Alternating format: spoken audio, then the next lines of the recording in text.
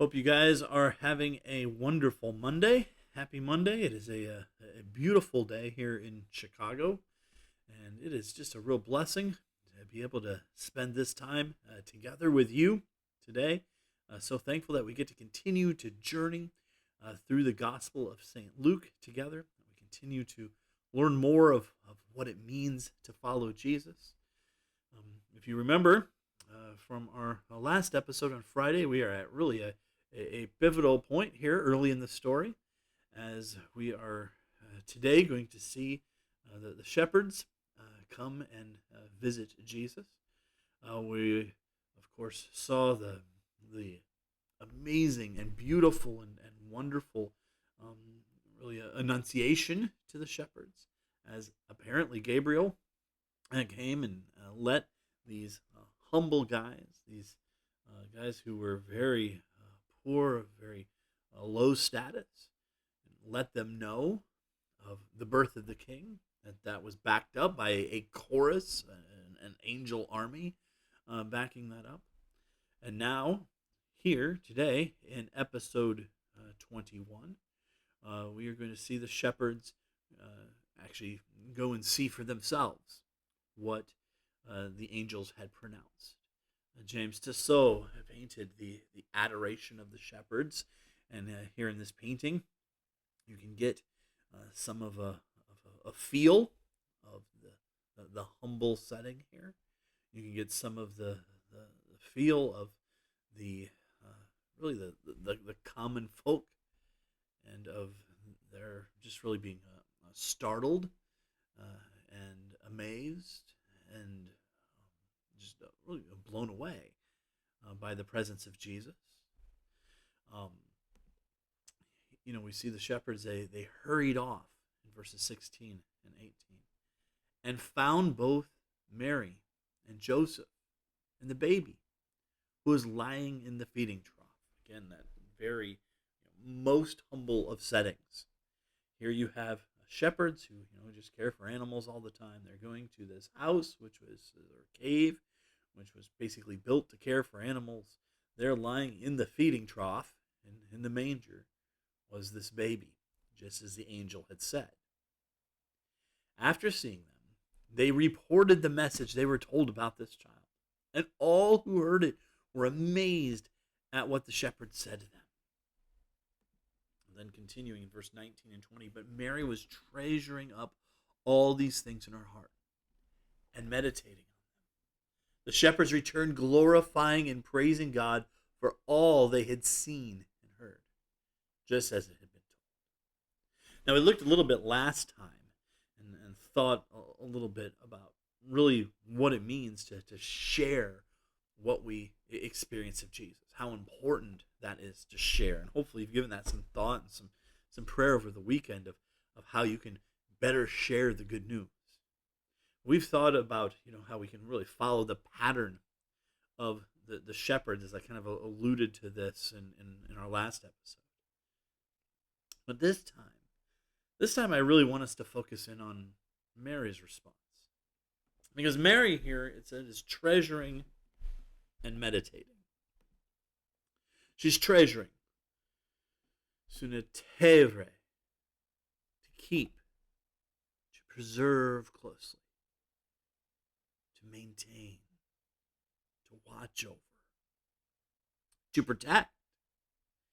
She's guarding what she's observing here. She's treasuring it. She's keeping it safe. Notice she's also meditating on it. Sumbalusa. Sumbalusa is the word. To throw together. It can even mean to kind of dash together, sort of jumble up or unite. But it also has the sense to compare, to reckon, to compute, even to interpret or to conclude. Notice what she's doing.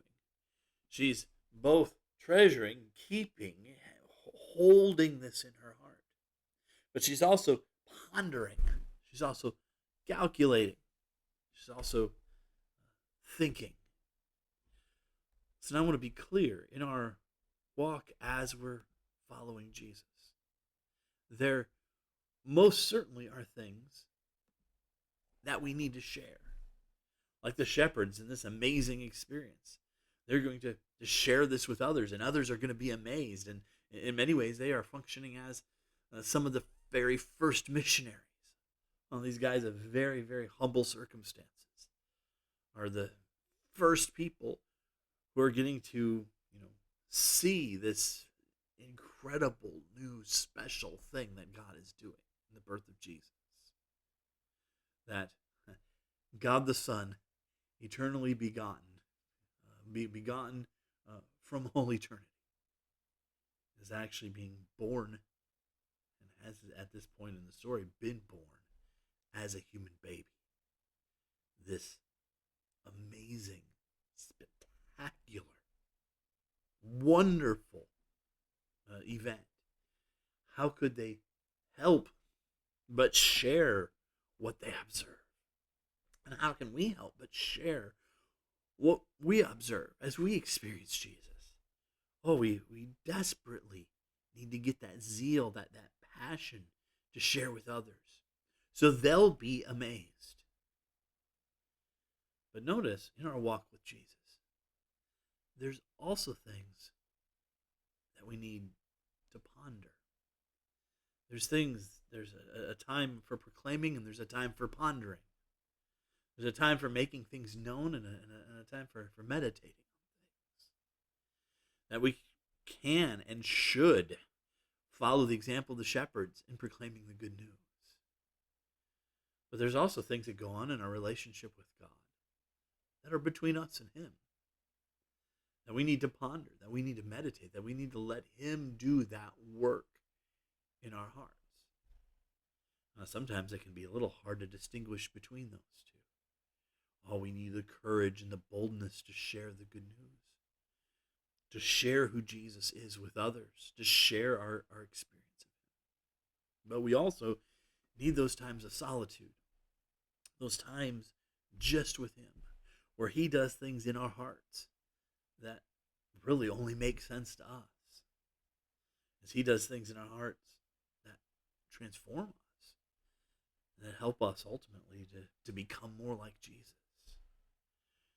Listen, in your life, you need really both of those aspects. You need times in which you're like Mary and you're treasuring things and pondering things. And you also need times where you're like the shepherds, where you're proclaiming things. Well, my prayer for you this week is that you have the wisdom to be able to discern between those two. That you have the zeal to share what God is doing in your life with others, like the shepherds. And that God does some special things in your heart and life that just cause you to ponder, to meditate. That there needs to be in our Christian journey a balance between the evangelistic life and the contemplative life. And actually, an evangelistic life and a contemplative life are not supposed to be at odds with one another. It's not that the shepherds and Mary are fighting about things. There's times, and seasons, and experiences which we just hold in a very special way, just between us and Jesus. And then, of course, there's, the just kind of overlying mandate for us to share with others who Jesus is and our experience of Him, like the shepherds.